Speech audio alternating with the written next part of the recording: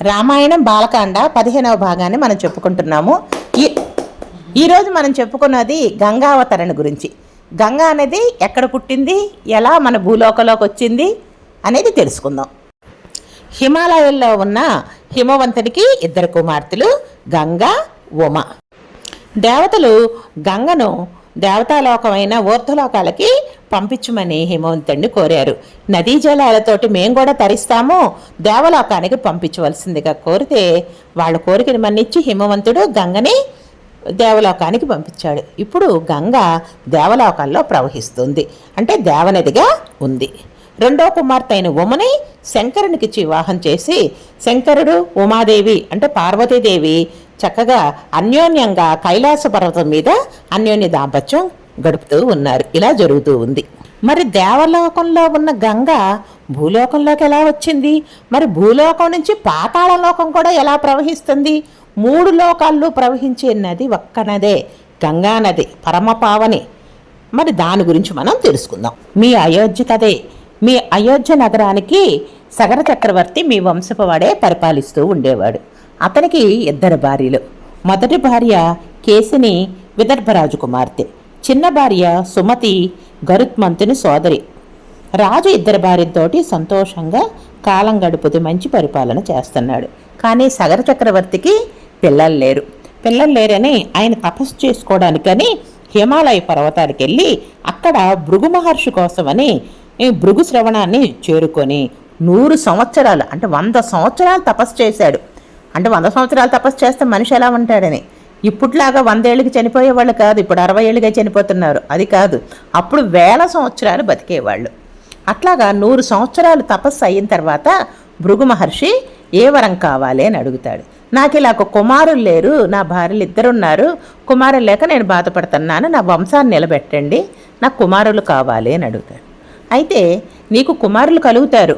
ఒక భార్యకి ఒక్కడే కుమారుడు, ఇంకొక భార్యకి 60,000 మంది అత్యంత ఉత్సాహంతో ఉండే వాళ్ళు పుడతారు. ఇంకా అయోధ్యకి వెళ్ళిపో, నీకు వరం ఇచ్చాను కదా అని అంటారు. ఇంటికి వెళ్ళిన తర్వాత అంతఃపురానికి వెళ్ళి 2 భార్యలు పిలిచి ఇట్లాగా నాకు వరం వచ్చింది, ఈ భృగు మహర్షి నాకు వరం ఇచ్చారు అని అంటారు. అంటే ఏ భార్యకి ఎవరని చెప్పారా అంటారు. చెప్పలేదు, ఏదైనా సరే మీరు కోరుకోవటమే. భృగు మహర్షి 2 భార్యలకి 2 వరాలు ఇచ్చారు కదా, మీకేది కావాలో మీరు కోరుకోండి అని అడిగారు. వాళ్ళిద్దరూ కలిసి భృగు మహర్షి దగ్గరికి వెళ్ళి మాకు వాళ్ళు వరాలు కోరుకుందామని చెప్పి బయలుదేరి వెళ్ళారు. అట్లా వెళ్ళిన తర్వాత పెద్ద భార్య కేసిని నాకు వంశాన్ని ఉద్ధరించే 1 కుమారుడు చాలు అని అడిగింది. 2వ భార్య చాలా సంతోషంగా ఉంది, ఎందుకంటే తనకు 60,000 మంది పిల్లలు కావాలని ముందుగానే కోరుకుందామని నిర్ణయించుకుంది. కాబట్టి నాకు 60,000 మంది పిల్లలు కావాలి అని అంది.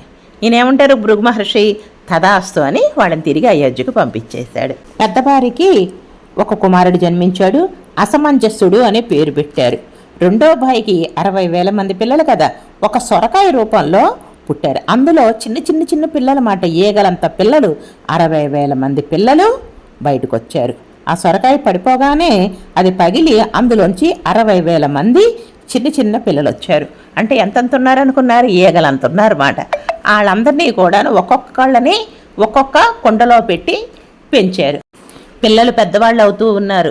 ఈ 60,000 మందికి పేర్లు పెట్టలేక సగర కుమారులు అని చెప్పి అంటూ ఉండేవాళ్ళు. సగరుడికి 60,000 మంది పిల్లలు ఉన్నారు, సగర కుమారులు అనే పేరు వచ్చింది.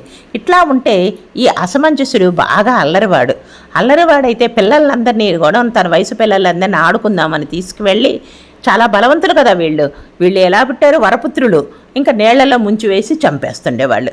అయ్యో రాజుగారు కుమారుడు, రాజుగారికి చెప్తే ఏమనుకుంటారో అని వాళ్ళు ఫిర్యాదులు కూడా ఇవ్వకుండా తమ కుమారులు పోయినందుకు తల్లిదండ్రులు బాధపడుతూ ఉండేవాళ్ళు. ఇలా జరుగుతుంటే కొంతకాలానికి వార్త రాజుగారికి చేరింది. అసమంజసుణ్ణి కోపడి నీకు దేశ బహిష్కరణ శిక్ష విధిస్తున్నాను, ఇట్లాగా ప్రజల్ని బాధలు పెట్టేవాళ్ళు నా రాజ్యంలో ఉండటానికి వీల్లేదు, వెళ్ళిపోమని అన్నాడు. అప్పటికి అసమంజసుడికి 1 కొడుకున్నాడు, అంశుమంతుడు. ఈ అంశుమంతుడిని మనవుణ్ణి మాత్రం తన దగ్గర పెట్టుకున్నాడు. అసమంజసుడిని బయటికి పంపించేశాడు. ఇలా జరుగుతూ ఉంది. ఇట్లా కొంతకాలానికి సగర చక్రవర్తి అశ్వమేధ యాగం చెయ్యాలని అనుకున్నారు.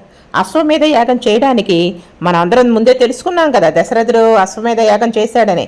అంటే అశ్వాన్ని ముందు వదలాలి, అశ్వాన్ని వదిలారు. వెనకాల కొంత సైన్యం వెళ్తూ ఉంది.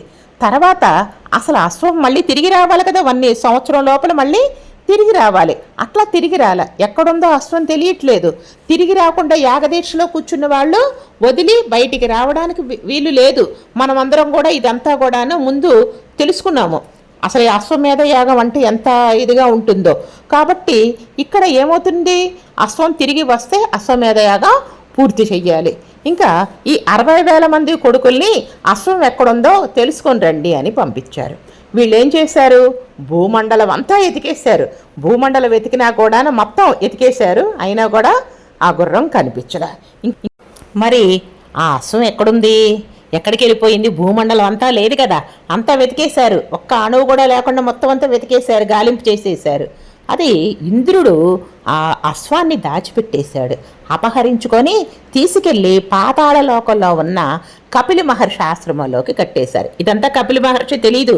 ఆయన పాపం తన మానాన్ని తను తపస్సు చేసుకుంటూ అలా ఉన్నాడు. కానీ గుర్రాన్ని తీసుకెళ్ళి ఆయన ఆవరణలో కట్టేసేసి ఇంద్రుడు వెళ్ళిపోయాడు. పాతాళలో ఉంది, వీళ్ళు తెలుసుకోలేరు అని చెప్పి వెళ్ళాడు. సరే, వీళ్ళందరూ తిరిగి మహారాజు దగ్గరికి వచ్చి, తండ్రి మేమంతా తిరిగి వచ్చేసాము, మాకెక్కడా కనపడలేదు అంటే, మీరు అశ్వాన్ని తీసుకురాపోతే యాగాన్ని మధ్యలో ఆపకూడదు, నేను లేవడానికి లేదు, నేనంతా కూడా దీక్షలో ఉన్నాను, కనుక మళ్ళీ వెళ్ళి ఇంకా పాతాళ లోకంలో అణువడువు వెళ్ళండి అని అన్నారు. మొత్తం అంతా తిరిగి చూడమన్నారు. ఇంక మళ్ళీ 60,000 మంది పాతాళ లోకానికి వెళ్ళారు. పాతాళ లోకానికి వెళ్ళి ఒక్కొక్కళ్ళు ఒక్కొక్క దిక్కులు వంచుకొని ఉత్తరం, తూర్పు, దక్షిణం, అట్లాగే ఈశాన్యం, వాయువ్యం, అట్లా అన్ని దిక్కులు తిరుగుతూ ఉన్నారు. తిరిగి మొత్తం అంతా కూడా మట్టిని పెళ్ళగిచ్చుకుంటూ భూమి లోపలికి వెళ్ళిపోయి వెతికారు. వెతికితే 60,000 మందికి ఎక్కడ కనిపించారు, కపిలి మహర్షి ఆశ్రమంలోకి ఈ అశ్వాన్ని కనిపించింది. అమ్మయ్య, అశ్వం దొరికింది అని సంతోషపడ్డారు. భూమిని తవ్వుతూ ఉన్నప్పుడు భూమి అంతా అతలాకుతలం అయిపోద్ది కదా, ఎన్నో జంతువులు చనిపోతూ ఉంటాయి, భూమి కంపిస్తూ ఉంటుంది.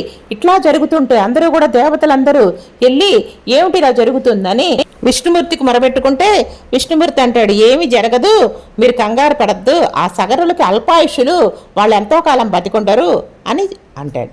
అన్న తర్వాత వీళ్ళు ఏం చేస్తారు, సగరులందరూ 60,000 మంది, అశ్వం దొరికింది, ఇది కపిలి మహర్షి పక్కనుంది కాబట్టి కపిలి మహర్షి మన అశ్వాన్ని తీసుకొచ్చాడని ఆయన్ని చంపడానికని అన్ని ఆయుధాలతో 60,000 మంది ఆయుధాలు పట్టేసుకున్నారు ఆయన చంపేద్దామని.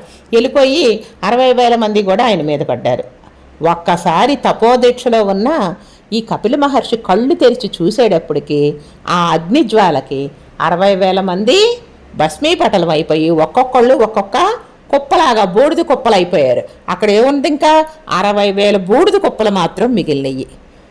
ఇంక ఎవరూ రాలేదు. ఇట్లాగ ఇంకా సగరుడు ఎదురు చూస్తూ ఉన్నాడు. వెళ్ళిన 60,000 మంది తిరిగి రాల. ఏం జరిగిందో తెలియలేదు. మరి ఏం జరిగిందో మనం తెలుసుకోవాలంటే రేపటి రామాయణంలో తెలుసుకుందాము. జై శ్రీరామ్.